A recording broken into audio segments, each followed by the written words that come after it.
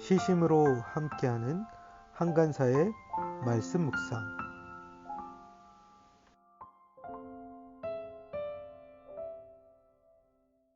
잠언 26장 13절에서 28절 말씀. 게으른 사람은 핑계대기를 길에 사자가 있다, 거리에 사자가 있다 한다. 문짝이 돌짝이에 붙어서 돌아가듯이 게으른 사람은 침대에만 붙어서 뒹군다. 게으른 사람은 밥그릇에 손을 대고서도 입에 떠넣기조차 귀찮아한다. 게으른 사람은 재치있게 대답하는 사람 7보다 자기가 더 지혜롭다고 생각한다. 자기와 관계없는 싸움에 끼어드는 것은 사람이 개의 귀를 붙잡는 것과 같다. 횃불을 던지고 화살을 쏘아서 사람을 죽이는 미친 사람이 있다. 이웃을 속이고서도 농담도 못하냐 하고 말하는 사람도 그러하다. 땔감이 다 떨어지면 불이 꺼지듯이 남의 말을 잘하는 사람이 없어지면 다툼도 그친다. 숯불 위에 숯을 더하는 것과 타는 불에 나무를 더하는 것과 같이 다투기를 좋아하는 사람은 불난데 부채질을 한다. 헐뜯기를 잘하는 사람의 말은 맛있는 음식과 같아서 뱃속 깊은 데로 내려간다. 악한 마음을 품고서 말만 매끄럽게 하는 입술은 질그릇에다가 은을 살짝 입힌 것과 같다. 남을 미워하는 사람은 입술로는 그렇지 않은 체 하면서 속으로는 흉계를 꾸민다. 비록 다정한 말을 한다 하여도 그를 믿지 말아라. 그의 마음속에는 역겨운 것이 7가지나 들어있다. 미운 생각을 교활하게 감추고 있다 하여도 그 악의는 회중 앞에서 드러나기 마련이다. 함정을 파는 사람은 자기가 그 속에 빠지고 돌을 굴리는 사람은 자기가 그 밑에 깔린다. 거짓말을 하는 혀는 흠없는 사람의 원수이며 아첨하는 사람은 자기의 신세를 망친다. 2020년 7월 21일 말씀 묵상 시작하도록 하겠습니다. 오늘 본 말씀은 잠언 26장 13절에서 28절 말씀입니다. 오늘 말씀은 특별히 세 종류의 사람들에 대해서 이야기하고 있는데요. 게으른 사람, 다투기를 좋아하는 사람, 그리고 거짓된 사람들의 모습들을 통해서 참 악한 자들의 삶의 모습이 어떠한지를 우리에게 알려주고 있습니다. 정말 우리 안에 이런 게으른 모습, 다투기를 좋아하는 모습, 거짓된 모습들이 있다면 그것들을 끊어내는, 또 말씀 앞에 비추어 보는 그런 시간들 되기를 원합니다. 함께 말씀 보겠습니다. 게으른 사람은 핑계대기를 길에 사자가 있다, 거리에 사자가 있다 한다 말씀하고 있습니다. 게으른 사람의 특징이 무엇입니까? 핑계대기를 좋아한다는 것입니다. 그래서 길에 사자가 있다, 거리에 사자가 있다 말함으로 자신이 움직이지 않는 이유들을 대고 있습니다. 하지만 사자는 길에 거리에 흔하게 나타나는 동물들이 아니죠. 그러므로 이 게으른 사람들의 모습은 핑계대며 움직이지 않는 그런 사람들과 같다라는 것들을 알려주고 있습니다. 14절입니다. 문짝이 돌적이에 붙어서 돌아가듯이 게으른 사람은 침대에만 붙어서 뒷군다 말씀하고 있죠. 게으른 사람의 모습을 비유로 설명하는데요. 문짝이 돌적이, 그 경첩이라고도 하죠. 거기에 붙어서 왔다 갔다 하지만 문이 돌아다니진 않죠. 움직이지 않습니다. 그런 것처럼 게으른 사람들 역시 침대에만 붙어서 뒹굴거린다라는 것이죠. 그래서 잠에서 일어나지 않은 채 침대에 누워서 뒤척이기만 하는 그런 모습을 문짝이 돌적이에 붙어서 왔다 갔다 하는 모습, 그런 모습에 빗대어 설명하고 있습니다. 15절 말씀 보겠습니다. 게으른 사람은 밥그릇에 손을 대고서도 입에 떠넣기조차 귀찮아한다 말씀하고 있습니다. 이 말씀도 전에 한번 나왔었는데요. 그 게으른 사람들은 어떤 특징이 있습니까? 저 밥그릇에다 손을 대고 나서도 입에 떠넣는 것조차 귀찮아한다는 거예요. 밥을 먹기 위해서 밥그릇에 손을 대었습니다. 그런데 입에 넣는 것을 귀찮아하면서 하지 않는 모습들을 보인다는 거죠. 일을 시작하였습니다. 하지만 그 일을 마치지 않는 그런 모습들을 빗대어 설명하는 것 같습니다. 16절입니다. 게으른 사람은 재치 있게 대답하는 사람 7보다 자기가 더 지혜롭다고 생각한다 하는 것이죠. 게으른 사람은 또한 어떠한 모습이 있습니까? 자신이 지혜로운 사람보다 더 지혜롭다라고 얘기하죠.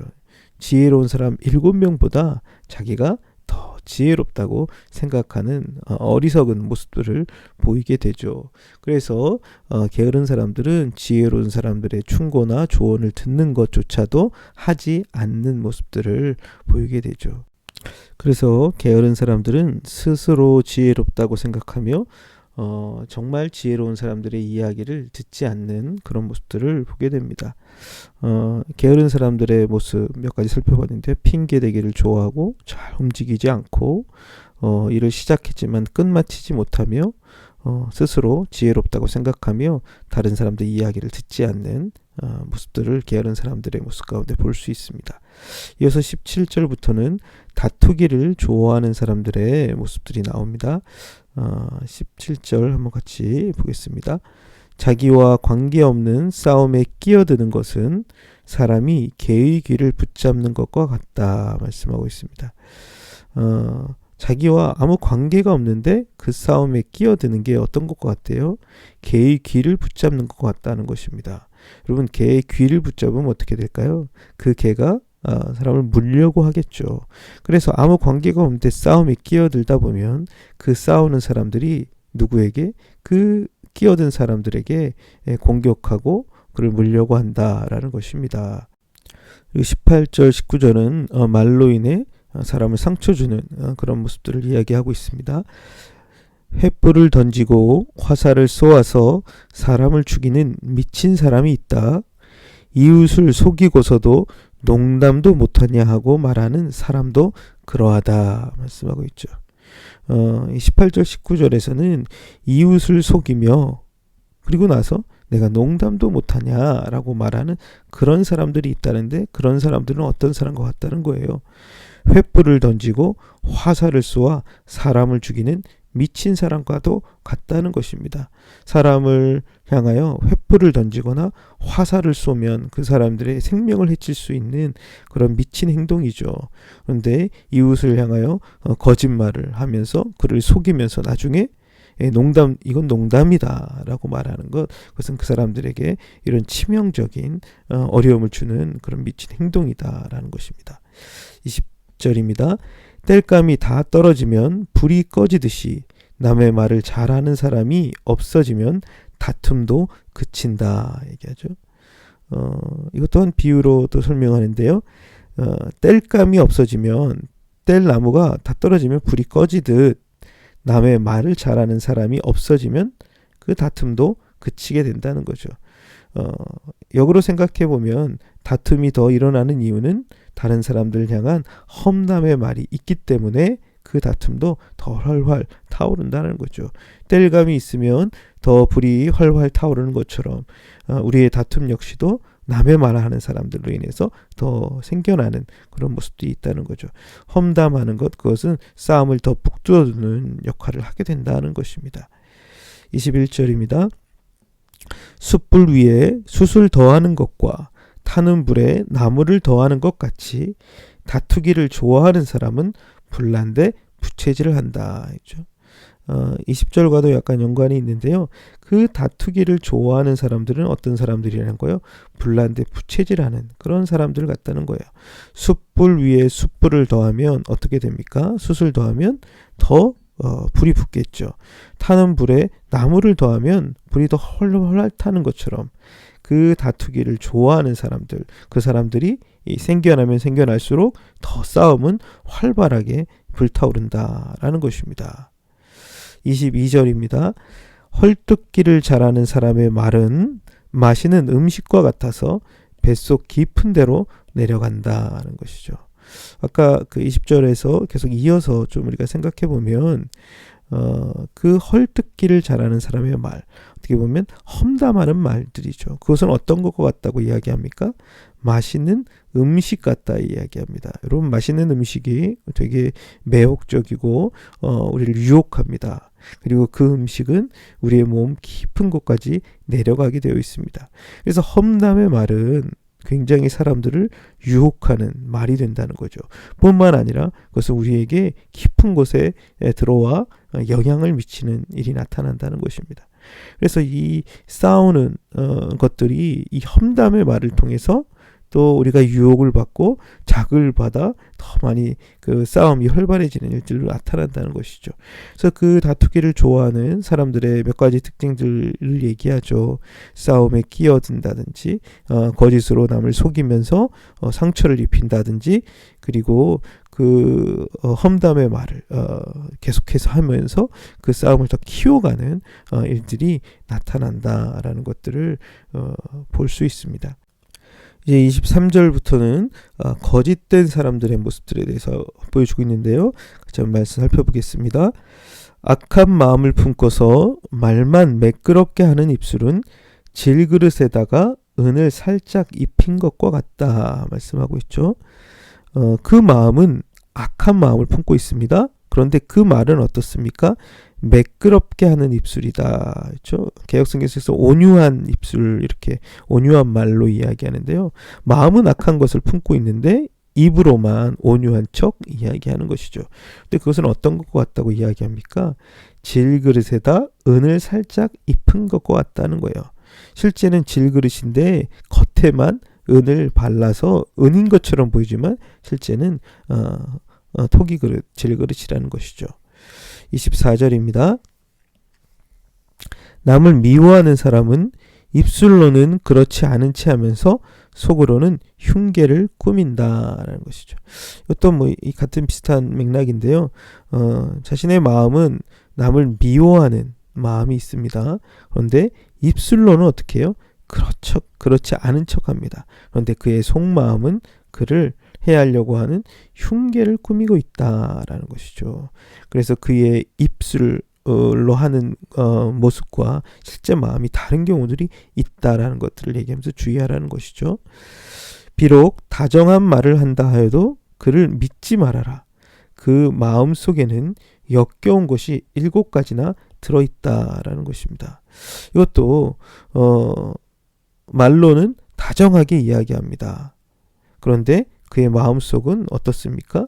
역겨운 것이 7가지나 들어있다 얘기합니다. 이게 뭐 역겨운 것이라는 건 뭐 가증한 것으로 번역하기도 하고요. 그 마음에 더러운 것들이죠. 여성에서는 그 abomination 한 것, 혐오스러운 것이 7가지나 들어있다. 성경에서 그 7이라는 건 그 완전한 숫자를 가리키는 표현입니다. 그의 마음이 완전히 역겹고 가증하고 혐오스러운 것들로 가득하여 있다는 거예요. 그래서 어떻게 하라는 거예요? 그를 믿지 말라. 그의 말하는 것 자체만 믿지 말라라는 것입니다. 26절입니다. 미운 생각을 교활하게 감추고 있다 하여도 그 악인은 회중 앞에서 드러나기 마련이다라는 거예요. 여러분, 자신의 미워하는 그 마음과 생각은 잠시는 교활하게 감출 수 있지만 나중에는 어떻게 합니까? 그 악한 의도는 회중 앞에 나타나기 마련이다. 언젠가는 그것이 드러나기 마련이다라는 것이죠. 그래서 속마음이 아무리 감추려고 해도 종국에는 나타나고 드러날 수밖에 없다라는 것입니다. 함정을 파는 사람은 자기가 그 속에 빠지고 돌을 굴리는 사람은 자기가 그 밑에 깔린다 이야기합니다. 어떻게 보면 다른 사람들에게 어떤 피해를 주기 위해서 혹은 그 사람들의 어려움에 빠뜨리기 위해서 함정을 파는 사람이 있다고 생각해 봅시다. 그 함정을 파는 사람은 종국에는 어떻게 돼요? 자기가 그 속에 빠지게 된대요. 그리고 돌을 굴리는 사람, 그렇죠? 다른 사람을 해할 목적으로 돌을 높은 곳으로 굴려 올라가는 사람들은 근데 어떻게 됩니까? 자기가 그 돌에 깔리게 된다라는 것이죠. 함정을 파거나 돌을 굴리는 사람이 자기가 오히려 당하게 되는 일들이 있을 것이다 라는 것입니다. 28절 말씀입니다. 거짓말을 하는 혀는 흠없는 사람의 원수이며 아첨하는 사람은 자기의 신세를 망친다 얘기합니다. 여기도 그 거짓말하는 사람과 아첨하는 사람들이 자기에게 큰 어려움, 신세를 망치고 그 사람들의 원수가 된다라는 표현들을 쓰고 있는데요. 그래서 보면 거짓말하는 자는 흠없는 사람, 그래서 흠없는 사람이란 그 거짓말로 인해 피해를 입은 사람이 되겠죠. 그 사람의 원수가 된다는 것입니다.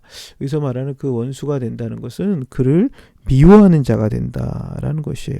그래서 거짓말하는 사람은 그로 인해 어려움을 겪은 사람들을 계속해서 미워하는 그 미움의 감정에 사로잡히게 되죠. 그리고 아첨하는 사람들은 자기의 신세가 망치게 된다라고 얘기하는데요. 그 아첨하는 그 말로 인해 자신의 인생이 황폐하게 되는 일이 벌어진다라는 것이죠. 그 영어 속에서 그 루인한 자기의 인생이 황폐하게 되는 일들이 벌어지게 된다는 것입니다. 그래서 거짓과 아첨의 말은 그 사람을 미워하게 되고 그를 패망에 사로잡히게 사는 인생으로 만들어 버린다라는 것입니다. 그래서 거짓말과 아첨하는 것에 해악에 대한 이야기를 하고 있습니다. 오늘 말씀에서는 우리가 함께 그 게으른 사람들의 모습들을 살펴보았습니다. 핑계대기 좋아하고 움직이지 않으며 일을 마치지 못하고 그리고 참 어리석게 살아가는 모습들을 봅니다. 그리고 다투기를 좋아하는 사람들의 모습은 어떻습니까? 다른 사람들의 싸움에 끼어듭니다. 그리고 자기도 해를 당하게 되죠. 그리고 잘못된 거짓된 말을 하면서 사람들에게 큰 피해를 주기도 합니다. 그리고 싸움에 더 큰 싸움을 불러일으키는 그런 일들을 하게 되죠. 거짓된 사람들의 삶의 모습들은 어떠합니까? 그렇죠. 그들의 말과 그들의 마음이 다릅니다. 겉으로는 부드러운 척하지만 그 마음으로는 악한 것을 꾀하며 사람들을 넘어뜨리려는 생각들이 가득 차 있습니다. 그런데 그것이 종국에는 자기에게 함정이 되고 자기가 그 돌에 깔리게 되는 일이 벌어집니다. 그리고 자기는 그 미움에 사로잡혀 살고 자기의 그 삶이 황폐하게 되는 모습들을 보여주고 있습니다. 우리 안에 이런 게으른 모습, 다투기를 좋아하는 모습, 거짓된 모습들은 없는지 살피며 참 하나님 앞에서 성실한 자로 그리고 평화를 만들어가는 사람들로 그리고 진실한 자로 살아갈 수 있는 우리가 되기를 원합니다. 함께 같이 기도하겠습니다. 오늘 말씀을 통해 주님 게으른 사람의 모습을 보라봅니다.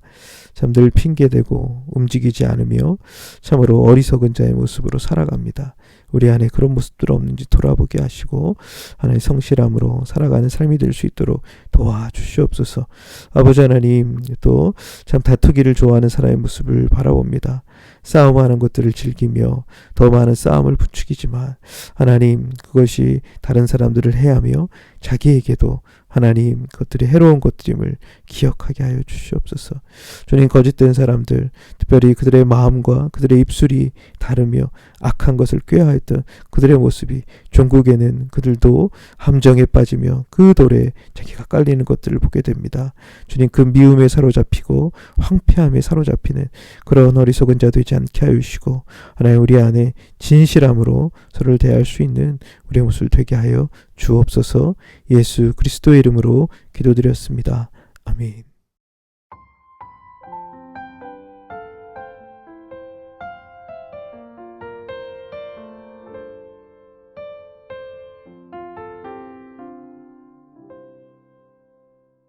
좋아요, 구독 꾹꾹 눌러주세요.